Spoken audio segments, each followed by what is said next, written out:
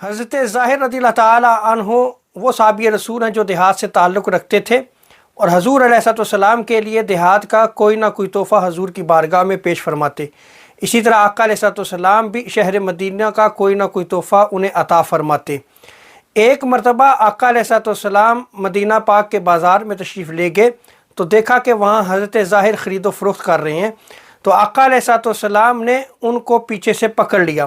انہیں کچھ خبر نہ ہوئی کہ میرے پیچھے کون ہے، اور اپنے آپ کو چھڑایا کہ چھوڑ دو مجھے، کون ہے مجھے پکڑنے والا۔ لیکن جب دیکھا تو آقا علیہ السلام ہیں، تو انہوں نے اپنی پشت کو آقا علیہ السلام کے سینہ مبارک کے ساتھ مس کرنا شروع کر دیا اور اپنی محبت کا اظہار فرمایا۔ آقا علیہ السلام نے ازراہ مزاح ارشاد فرمایا، بھئی اس غلام کو کون خریدے گا؟